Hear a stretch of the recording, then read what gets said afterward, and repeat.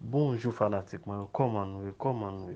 Jodi a mpote yon bel video pou nou, kote ou men Haitien kap fè analize, kap gade koman peyi nou ap foksyone, koman l'Etat peyi nou ap travay, gouvernement nou ap travay. Mwen pote yon bel video ba ou pou ap gade koman Salvador, koman polis ap travay, ap fon travay, waw! Ki ekstraordiner.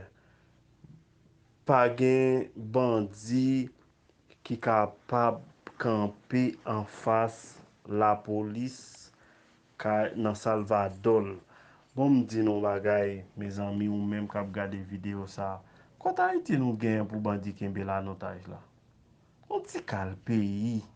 Kote Haiti nou gen pou bandi kembe la notay pou yo fè sa ou vle, pou yo ken bon peyi nan ita sa.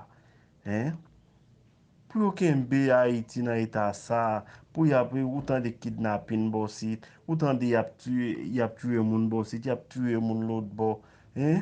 Kota Haiti nou gen? Nou pa gen bandi an Haiti nou, mes ami. Nou pa gen bandi an Haiti, nou gen tivisi an Haiti. Bon, mwen mwen mbal di nou bagay. Si mta gen on nan tout moun tan de kap fè aksyon ki rili tèt yo bandi an Haiti, si ta gen yon nade mta preske kalife pou bandi, se ba bien kyou.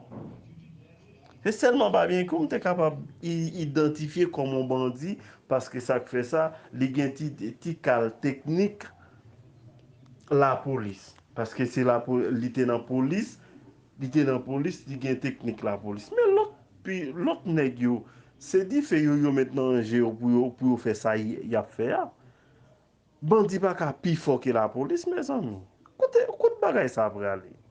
S'il vous plaît, an al gade video ansam, an al we koman yap maltrete bandi kap vive ki nan Salvador.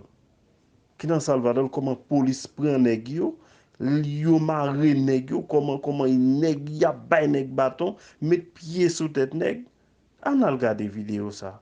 Mais seulement, s'il vous plaît, sou men video a, sou men travay ken ap fè, tan pou patajel pou nou, abone, et puis sa fè nou bien. An al gade video a.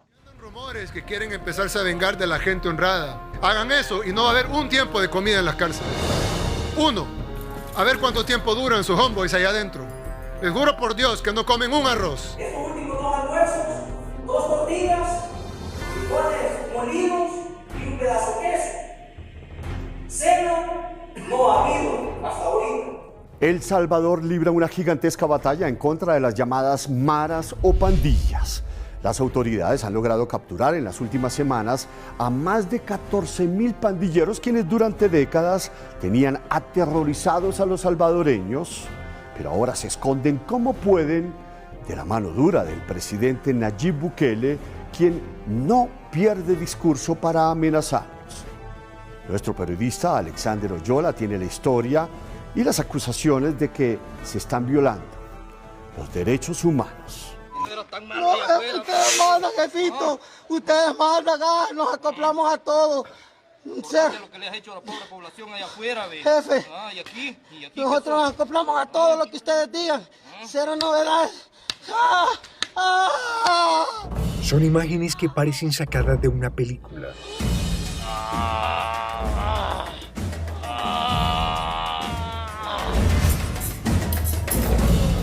Reales, grabadas y distribuidas por las mismas autoridades penitenciarias de El Salvador, para mostrar cómo están siendo tratados los pandilleros o maras salvatrucha. Tras las rejas, en un intento por atemorizar a los que aún están en libertad. Todo lo que hagan, ese sufrimiento. Y es que el gobierno salvadoreño ha ordenado un encierro total para los 16.000 reos que se encuentran en al menos 5 cárceles exclusivas para pandillas. Ellos representan cerca del 35% del total de la población reclusa del país, estimada en 45.000 personas.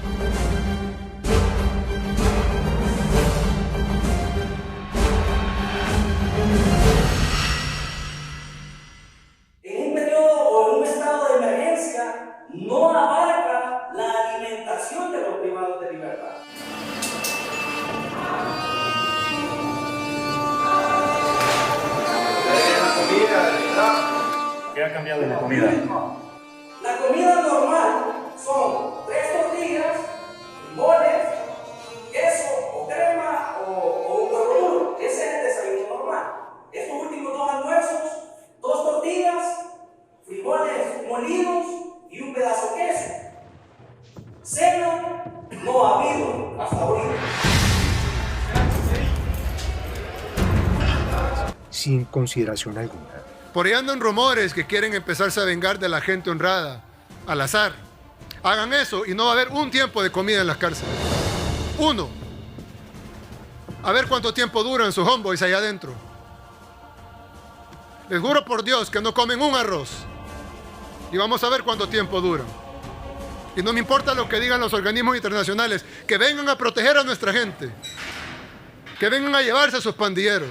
Si tanto los quieren, se los entregamos todos al 2x1. Se estima que hay cerca de 60.000 pandilleros pertenecientes en su mayoría a la MS-13 y al Barrio 18, los que se dedican a asesinar por el control de los territorios y a vivir de la famosa renta, una extorsión a la población al estilo de la mafia italiana. Han sido capturados 19.000 pandilleros, es decir, casi el doble del número de combatientes que tuvo la extinta guerrilla de la FARC en Colombia. Por lo que la cifra de encarcelados ahora se acerca a 30.000. El ejército y todo su arsenal se ha unido a la policía para la persecución de los escurridizos delincuentes. Algunos de ellos usan hasta altares de la muerte para intentar sin éxito esconderse de las autoridades. Y la ciudadanía está de acuerdo con esa decisión. Yo pienso que sí necesitamos una ley así. Considero que está bien, porque así protegen más a la gente y todo, y se evita que hayan asaltos y cosas así.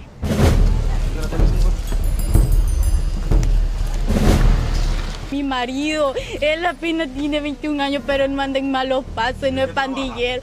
Él trabaja de eso, de aquí del mercado central. Sin embargo, crecen las protestas por parte de los familiares de los detenidos y de organizaciones defensoras de los derechos humanos, que rechazan la acción del gobierno. Es una injusticia, porque la gente que trabaja honradamente pues es la que están maltratando y tal vez al que anda en eso no.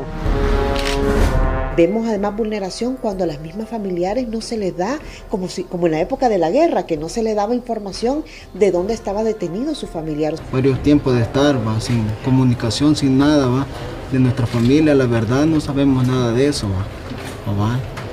Pero con lo que es la convivencia, las 3 fracciones convivimos bien. Et moi vim ba nou yon ti explikasyon en plus côté que ça a passé Salvador et comment que pays pas non a fonctionné.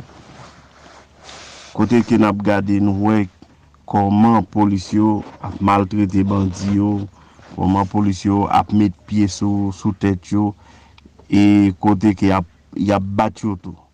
Et que c'est une raison que l'on a regardé action ça tout nous en dans pays pas non en Haïti pas gain police et qui travaille pas gain police qui fait rien tout nèg ça fait pas yo y a régler yo pas travail pour bailler peuple en solution oui parce que l'on regarder même moun qui dans la rue côté que y a parlé yo dit son bon travail qu'a fait malgré gen la dan yo ka plein pour famille pa yo c'est habit président a fait mais go problème que tout de pour nan candidat coucou ou a manger ça coucou manger parce que sous pas nan mi-temps bandi a les police a chercher le patay pour nous la donne et que c'est une raison nous dit que pays dans pays d'Haïti son pays comme si m'était capable d'ou qui vide pas aucun monde là-dedans qui travaille vrai pour bailler peuple une solution et nous croyons que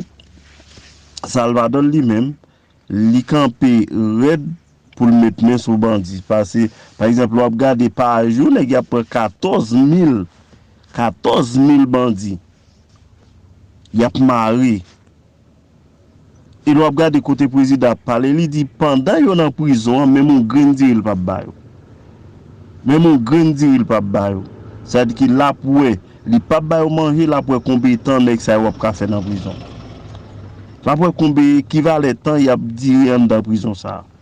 Ça dit que les bandits à lui-même, bandit pas gain ou pas dans grain bandit.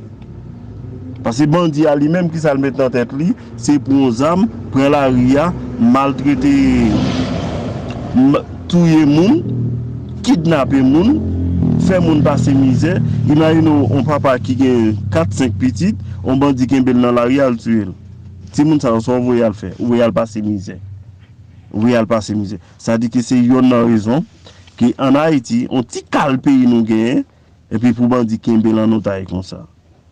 Bandi Kembel en otaille comme ça, ça dit que c'est une ba me dit nous si gon bandi moi même moi me ka mettre sauce sur lui c'est ba bien que. Parce c'est monsieur en tant que on nèg qui gon petit cal expérience zam côté que l'idée dans la police, mais l'autre nèg yo pas rien vrai. L'autre nèg pas rien, ISO, l'autre nèg tout l'autre nèg pas rien vrai. Mais cela dit que c'est parce que nous pas gain on police qui travaille, qui capable mettre l'ordre dans des autres, qui capable mettre main sur bandit, car maltraiter bandit. C'est comme ça bagarre là. Mais de toute forme, et me fait une vidéo ça pour montrer nous comment pays nous a fonctionné, pays sérieux mais comment a fonctionné. Ça dit que merci en pile ou même cap regarder vidéo ça et partager peut-être ou ka gon idée en plus qui ça cap passer dans pays ou et qui ça cap passer dans l'autre pays sérieux. Merci en pile. À la prochaine pour l'autre vidéo.